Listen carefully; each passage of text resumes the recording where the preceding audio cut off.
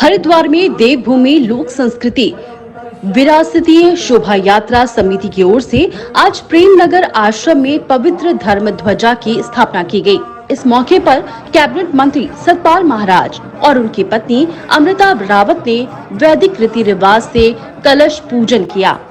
उसके बाद बद्रीनाथ जी, हनुमान जी की पवित्र धर्म ध्वजा की स्थापना की।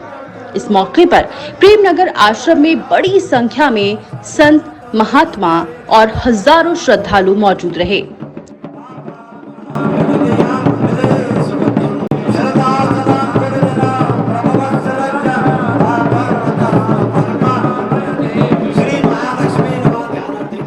इस भव्य आयोजन में शामिल महिलाओं ने मंगल गीत और देव स्तुति गाकर कार्यक्रम में चार चांद लगा दिए।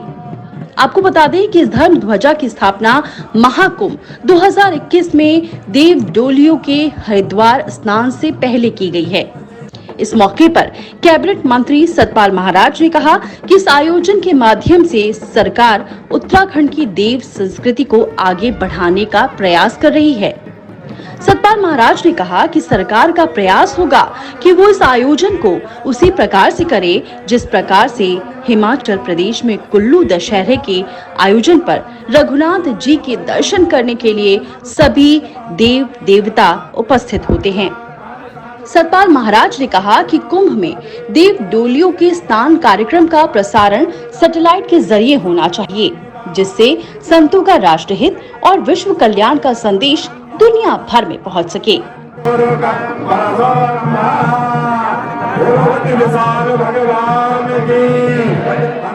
देव संस्कृति के अंदर जो हमारे देवता हैं और जिनकी लोग आराधना करते हैं, जगह जगह स्थानों पर स्थित हैं और यहाँ पर जो हमने ध्वजारोहण किया है और ध्वजा को स्थापित किया है, ये इस बात का प्रतीक है कि यहाँ से अब धर्म का कार्य प्रारंभ होगा। हमने सभी देवडोलियों को यहाँ पर आवाहन किया है और वो यहाँ हरिद्वार में स्नान करने को, जहाँ अमृत की बूंद गिरी थी, ऐसे पवित्र स्थल पर स्नान करने के लिए पधारेंगी।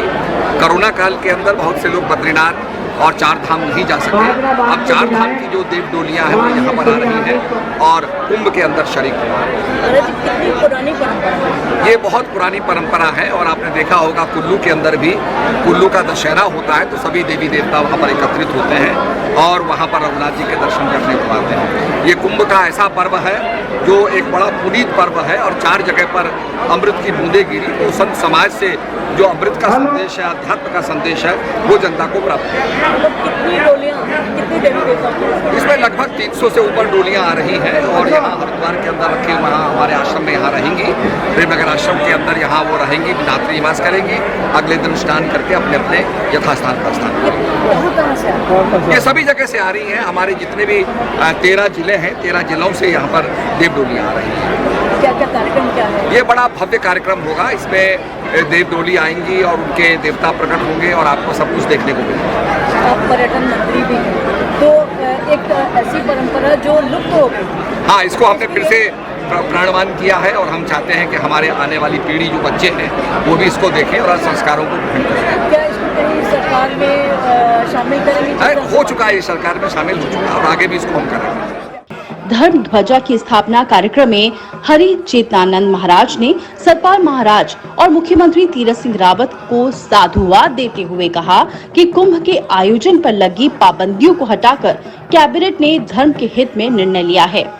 उन्होंने कहा कि सरकार के इस निर्णय से संत महात्मा काफी खुश हैं। वहीं महामंडलेश्वर वीरेंद्र आनंद गिरी जी महाराज ने कहा कि देव डोलियों का कुंभ के आयोजन पर स्नान एक दुर्लभ अवसर है, इसका सभी को लाभ उठाना चाहिए। नगर आश्रम में मैं अक्सर कहा करता हूँ, आज सारे विश्व को प्रेम की जरूरत है और जब हम प्रेम नगर आश्रम में आते हैं हम अपना बेगाना भूल जाते हैं। इस प्रेम नगर में आकर के अपना बेगाना भूल गए और आज यहाँ पर हमारे उत्तराखंड सरकार में कैबिनेट मंत्री बहुत ही सम्मानीय, जिन्होंने अंतिम पंक्ति में अंतिम बैठे हुए अंतिम व्यक्ति को भी वो सारी सुविधाएं पहुंचाने का संकल्प लिया है जो एक अमीर आदमी के पास है। ऐसे कैबिनेट मंत्री सतपाल जी महाराज, ये आपकी प्रबंध कमेटी, अरे ताली जोर से बजाओ, हमको फीस थोड़े ले रहे। आज बहुत अच्छा लग रहा है जहां एक और कुंभ का आगाज हो रहा है 177 देशों में। हमारी भारतीय संस्कृति, मैं आपको कहना चाहता हूं, एक और हमारा राष्ट्रध्वज है। राष्ट्रध्वज हमारे देश का संविधान, और हमारे और भी कई संत महात्मा यहाँ उपस्थित है, महामंडलेश्वर विवेकानंद जी, महामंडलेश्वर वीरेंद्रानंद जी महाराज और हमारे विष्णुदास जी महाराज। उन्होंने कहा कि आपको यहाँ उपस्थित रहना है। कल मैं पंजाब में था, मैं शाम को ही इस ध्वजा का दर्शन करने के लिए आया। दो चार बातें मैं आपको इस धर्म ध्वजा के बारे में कहना चाहता हूँ। राष्ट्र का ध्वज और राष्ट्र का संविधान, और दूसरी ओर हमारे यहाँ धर्म का ध्वज है और शास्त्र का संविधान है। आज शास्त्र के संविधान के अनुसार वैदिक ब्राह्मणों ने आज यहाँ प्रेम नगर आश्रम में कुंभ पर धर्म ध्वजा स्थापित की है। आप कहेंगे, क्योंकि मैं जब प्रवेश कर रहा था, माताएं मंगल गान कर रही थी, मंगल गीत गा रही थी। सतपाल जी महाराज, आपने तो संस्कृति के लिए बहुत कार्य किया है। जब वाद्य यंत्र बज रहे थे, ढोल बज रहा था, गमाऊ बज रहा था, मुसब्बिन बज रही थी, तब ऐसा लग रहा था बद्री विशाल आज प्रेम नगर आश्रम के प्रांगण में खड़े।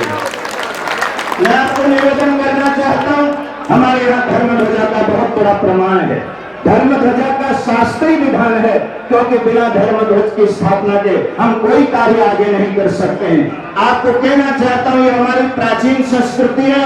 भारत की संस्कृति महान है तो हमारी देवभूमि उत्तराखंड की संस्कृति तो महान है।